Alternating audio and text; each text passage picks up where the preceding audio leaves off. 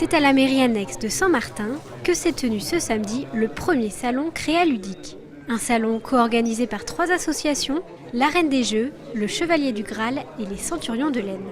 Ici, c'est donc la réunion des 3 associations qui regroupent plusieurs domaines ludiques qui sont de la peinture sur figurines, comme vous le voyez derrière moi, donc les jeux de société ou des wargames avec figurines qui sont Warhammer, Warhammer 40 000 ou des jeux de cartes comme Magic. Voilà, donc c'est vraiment tout ce qui regroupe tous les aspects ludiques des jeux qu'on puisse retrouver. Notre but, ça a été, premièrement, c'est de se faire connaître, parce qu'on existe, nous, en tant qu'association depuis 1 an et demi.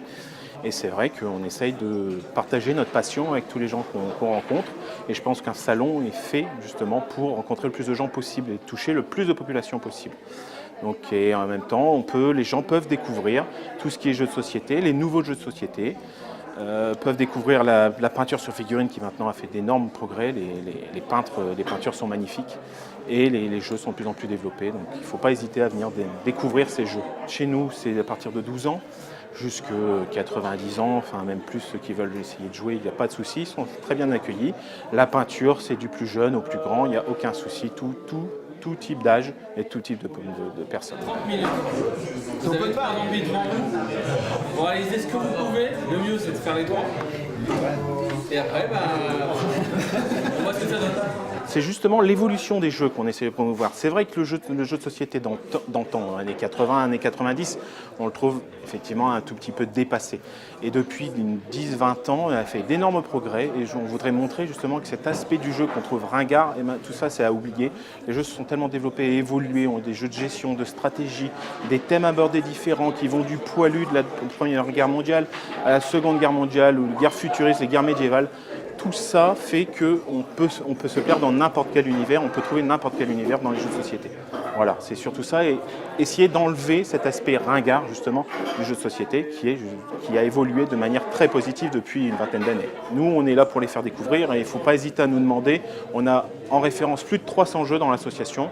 On peut venir à l'association acheter des jeux. Chez nous, on a une politique de découverte, donc on peut venir pendant 2 fois chez nous pour découvrir qu'est-ce que le jeu de société. Si l'ambiance chez nous est très bonne aussi, il n'y a aucun souci. Donc on peut venir 2 fois gratuitement. La 3e fois, forcément, on commence à faire payer une vingtaine d'euros par an dans l'association. Donc c'est pas ce qu'il y a effectivement pas de plus cher par rapport au prix des jeux de société. On essaye justement de faire un prix assez bas pour donner accès à tout le monde à ces jeux.